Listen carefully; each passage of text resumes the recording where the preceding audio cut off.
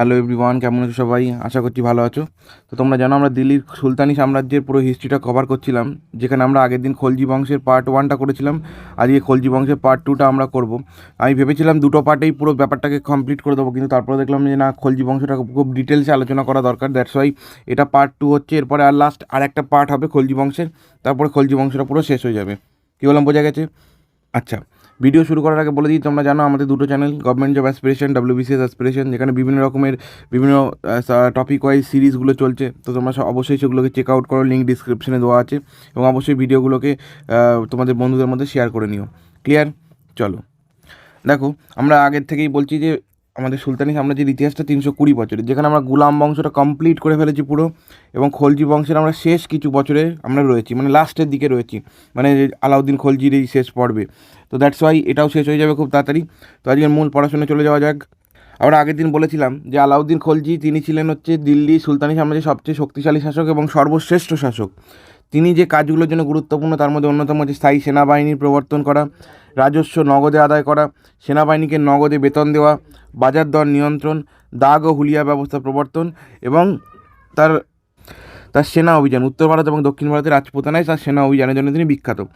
এত এখানে একটা জিনিস বলেছে, দাগ ও হুলিয়া। এই দাগ ও হুলিয়া ব্যবস্থাটা কি? তিনি ঘোড়াগুলোকে একটা মার্কিং করতেন, ঠিক আছে, হর্সেসগুলোকে একজন মার্কিং করতেন, ঠিক আছে, যে নাম্বারিং দিতেন, সেই নাম্বারিংটাকে বলা হতো দাগ। আর হুলিয়া ব্যবস্থা কি? তিনি তার সেনাবাহিনী কত সোলজারদের একটা আইডেন্টিটি কার্ড দিতেন, সেই আইডেন্টিটি কার্ডটাকে বলা হতো হুলিয়া ব্যবস্থা। কি বললাম, বোঝা গেছে? আচ্ছা, আর আজকে যে মূলত আলোচনা হবে সেটা হবে আমাদের এই দুটোই, দক্ষিণ ভারত অভিযান এবং রাজপুতানা অভিযান, এর ওপর। ক্লিয়ার? চলো তাহলে আজকের জিনিসটা দেখে নেওয়া যাক।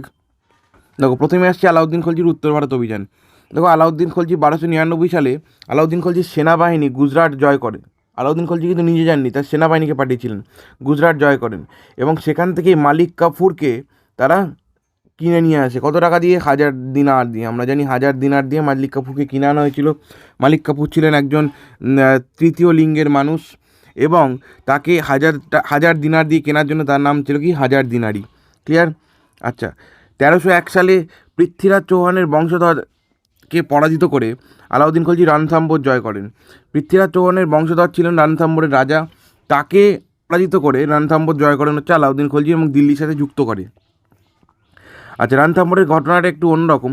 রণথাম্বোর কিন্তু কোনো রকমভাবে কনফ্লিক্ট হয়নি, কিন্তু কী হয়েছিল যে কিছু মঙ্গল সেনা, ঠিক আছে, এই ভারত এই আমাদের ভারতের যে উত্তর দিকের এই সব অঞ্চলগুলো যখন মঙ্গল শাসন চলছিল, এই মঙ্গল সেনা দুজন রণথাম্বোরে চলে আসলে তখন আলাউদ্দিন খলজি জানতে পেরে রণথাম্বোরের রাজাকে বলেন যে আপনি হয় ওদেরকে আমার হেফাজতে পাঠান, অথবা আপনি নিজে ওদেরকে হত্যা করুন। কিন্তু রণথাম্বোরের রাজা সেটা করতে অস্বীকার করে। দ্যাটস ওয়াই আমাদের যে আলাউদ্দিন খলজি তিনি রণথাম্বোরকে আক্রমণ করেন। ক্লিয়ার? এরপর অত্যন্ত গুরুত্বপূর্ণ 1303 সালে আলাউদ্দিন খলজি চিতোর দুর্গ আক্রমণ করেন এবং সেখানকার রাজা রতন সিংকে পরাজিত করে মেওয়ার জয় করেন। এবং এই রতন সিংয়েরই পত্নীর নাম ছিল রানী পদ্মিনী, যার ওপর ভিত্তি করে মালিক মোহাম্মদ জায়সি 16 শতকে পদ্মাবত নামক গ্রন্থ রচনা করেছিলেন। যার ওপর ভিত্তি করে 16 শতকে পদ্মাবত নামক গ্রন্থ রচিত হয়েছিল। আচ্ছা, এইখানে পদ্মাবত নামক গ্রন্থটা প্রায় এই ঘটনার মানে মেবার জয় বা রতন সিংকে পরাজিত জয়ের 250 বছর বাদে গিয়ে লেখা হয়েছিল, এবং এটা সত্য ঘটনার উপর নির্ভর করে একটা রূপকথার গল্প ছিল। কী বললাম, বোঝা গেছে? যদিও এখানে যে জহর যেটা কথা লেখা আছে, জহর সেটাও হয়েছিল, কিন্তু এখানে যখন আলাউদ্দিন খলজি চিতোর দুর্গের মধ্যে প্রবেশ করে তখন দেখে সব কিছু জলে পুড়ে ছাই হয়ে গেছে, কোনো বাচ্চা মহিলা কাউকেই তিনি পাননি। ক্লিয়ার? আচ্ছা, 1305 সালে তিনি মালব্য জয় করেন। তিনি মানে হচ্ছে আলাউদ্দিন খলজি মালব্য জয় করেন, এবং মালব্যের তৎকালীন রাজা ছিলেন কে? পরমার বংশের রাজা। আচ্ছা, মালব্যটাকে ইংলিশে MALWA মালওয়া বলা হয়, ঠিক আছে? আচ্ছা, এই এত কিছু জয়ের মধ্যে সবচেয়ে গুরুত্বপূর্ণ হচ্ছে ওনার গুজরাট জয় এবং মালব্য জয়। কেন গুরুত্বপূর্ণ? চলো দেখে নেওয়া যাক। দেখো, এই গুজরাট এবং মালব্য জয় কেন গুরুত্বপূর্ণ? কারণ দেখো, এই গুজরাট এবং মালব্য জয়ের চেষ্টা ইলতুৎমিশের সময় থেকে করা হচ্ছে এবং সুলতানি সাম্রাজ্যে অন্তর্ভুক্ত করার চেষ্টা চলছে। কেন চেষ্টা চলছে? কারণ এই অঞ্চলগুলো অত্যন্ত জনবহুল এবং উর্বর, এই অঞ্চলে ফসল ভালো হয় এবং লোক অনেক আছে। দ্যাটস ওয়াই স্লেভ বানানো যাবে। আর উর্বর হওয়ার কারণে কী হবে? উর্বর হওয়ার কারণে এখান থেকে অনেক ট্যাক্স আদায় করা যাবে। তারপরের পয়েন্ট কি? এখানে বন্দর থাকার সুবিধায় এখানে কী হতো? যে ব্যবসা বাণিজ্য ভালো হতো। তাহলে যেখানে ব্যবসা বাণিজ্য ভালো হবে সেখান থেকে কর আদায় হবে। আচ্ছা, এই পশ্চিম দিকে দেখো, ভারতের এই পশ্চিম অংশে এগুলোতে কী আছে? বন্দর ছিল, এবং এখান থেকে আরবের সঙ্গে যোগাযোগ খুব ভালো হতো। এবং আরব থেকে আমাদের তৎকালীন সময়ে যত রাজারা ছিল, বা সুলতানি আমলে হোক বা মোগল আমলে, তারা প্রত্যেকে আরব থেকে উন্নত ঘোড়া আনাতো। তাহলে যদি এখানে অন্য কোনো বংশের শাসন থাকে, তাহলে তারা তো সেই ঘোড়াটাকে দিল্লি পর্যন্ত পৌঁছতে দেবে না। দ্যাটস ওয়াই এই অঞ্চলগুলোকে দখল করা অত্যন্তভাবে প্রয়োজন ছিল। কী বললাম, বোঝা গেছে? এরপরের পয়েন্টে কী বলছি, এই অঞ্চলগুলির মধ্যে দিয়ে দক্ষিণ ভারতে যেতে অনেক সুবিধা হতো। ঠিক আছে, দক্ষিণ ভারতে যেতে সুবিধা হতো, দ্যাটস ওয়াই এটা অত্যন্ত গুরুত্বপূর্ণ। আচ্ছা, এখানে গুরুত্বপূর্ণ মনে রাখতে হবে, আলাউদ্দিন খলজি যে গুজরাট অভিযান করেছিলেন, তখন তিনি নিজে না গিয়ে তার দুই সেনাপতি উলুগ খাঁ এবং নুসরাত খাঁকে পাঠিয়েছিলেন। এবং উলুগ খাঁ এবং নুসরাত খাঁ ছিলেন আলাউদ্দিন খলজির প্রথম দিকে অত্যন্ত গুরুত্বপূর্ণ এবং মানে কী বলবো, একটা শক্তিশালী সেনাপতি। ঠিক আছে, পরবর্তীকালে যদি এই পথটা নিয়ে নেয় মালিক কাফুর এই পথটা নিয়েছিল। যাই হোক, আচ্ছা, উত্তর ভারতে এই অঞ্চলগুলো দখল করার পর, উত্তর ভারতে দখল করার পর তিনি কী করলেন, আলাউদ্দিন খলজি সেখানে অনেক সেনা ছাউনি তৈরি করে দিয়েছিলেন এবং সেই অঞ্চলগুলিকে সরাসরি সাম্রাজ্যের অধীনে নিয়ে চলে এসেছিলেন। সেনা ছাউনি কেন বানিয়েছিলেন? সেনা ছাউনি বানানোর কারণ হচ্ছে ওই অঞ্চলগুলিতে যাতে আর কোনো রকমভাবে রিভোল্ট না করতে পারে, বিদ্রোহ না করতে পারে। দ্যাটস ওয়াই সেনা ছাউনি তৈরি করে দিয়েছিলেন। কী বললাম, বোঝা গেছে? চলো, তাহলে এরপরে আমরা দক্ষিণ ভারত অভিযানটা দেখে নিই। তো এবার দেখবো আলাউদ্দিন খলজি দক্ষিণ ভারত অভিযান। দেখো, সুলতানি সাম্রাজ্যের প্রথম শাসক ছিলেন আলাউদ্দিন খলজি, যিনি বিন্ধ্য পর্বতকে অতিক্রম করে দক্ষিণ ভারতে আক্রমণ করেছিল। তোমরা এখানে ম্যাপটাতে দেখতে পাচ্ছ, এটা দিল্লি আমাদের। এখান থেকে দিল্লি থেকে যে দেবগিরি, তারপরে কোথায় আমাদের দোয়ার সমুদ্র, তারপরে এখানে ওয়ারাঙ্গাল, ঠিক আছে, এই সব অঞ্চলগুলো তিনি দখল করলেন। আর এই অঞ্চলটা চিত্তোর, রানথাম্বোর এই অঞ্চলটা রয়েছে।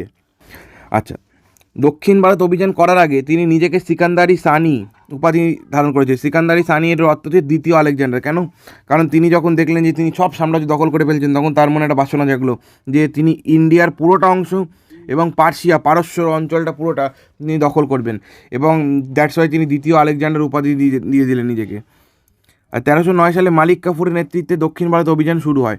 এই যে দক্ষিণ ভারতে যে দেবগিরি, ওয়ারাঙ্গাল, দাওয়ার সমুদ্র, এইসব অঞ্চলগুলো, যে মাদুরাই, এখানে এই অঞ্চলগুলো যে দখল করা হয়েছিল, এগুলো নেতৃত্ব দিয়েছিলেন মালিক কাফুর।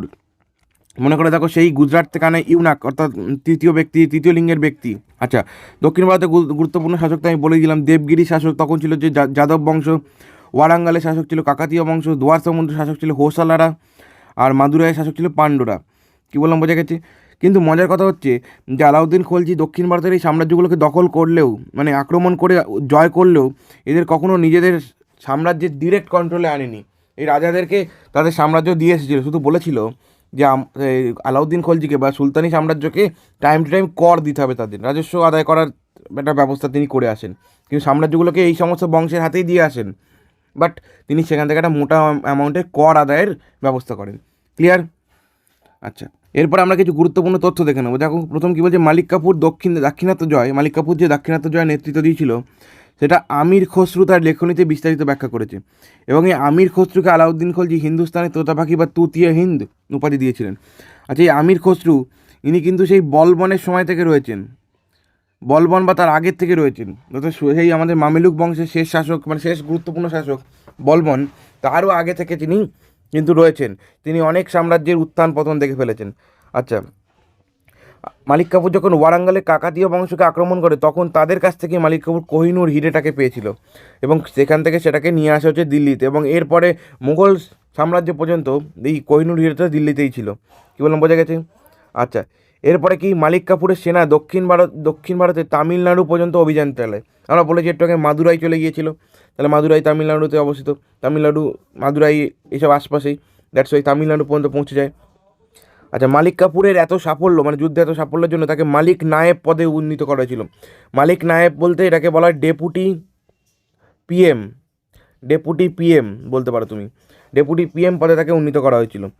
আচ্ছা, আলাউদ্দিন খলজির সময় বারবার মঙ্গল আক্রমণ হয়েছে, কিন্তু আলাউদ্দিন খলজি মানে কি বলবো, বুদ্ধিমত্তার সাথে সেটাকে প্রতিহত করেছেন। আলাউদ্দিন খলজি মঙ্গলদের প্রতি আটকে দিয়েছেন, কিন্তু আলাউদ্দিন খলজি কখনোই মঙ্গলদেরকে দিল্লিতে আসতে দেননি, দিল্লিতে প্রবেশ করতে দেয়নি। দিল্লির থেকে অনেক দূরেই মঙ্গলদের সাফায়া করে দিয়েছেন। কী বললাম, বোঝা গেছে? আচ্ছা, তো পরের দিনে যে ক্লাসটা হবে, সেখানে আমরা আলাউদ্দিন খলজির স্থাপত্য, বাজার ব্যবস্থা এবং খলজি সাম্রাজ্যের পতন, এই তিনটে বিষয়ে আলোচনা করবো এবং সেটা পার্ট 3 হবে এবং সেটাই আমাদের লাস্ট পার্ট হবে। Don't worry. তাই আজকের ভিডিওটা এই পর্যন্তই। তো don't forget to like, share and subscribe our both the YouTube channels. তো দেখা হচ্ছে পরের ভিডিওতে পার্ট 3 নিয়ে বা অন্য কোনো নতুন ভিডিওতে। চলো, আজকের জন্য টাটা, সবাই ভালো থেকো, সুস্থ থেকো।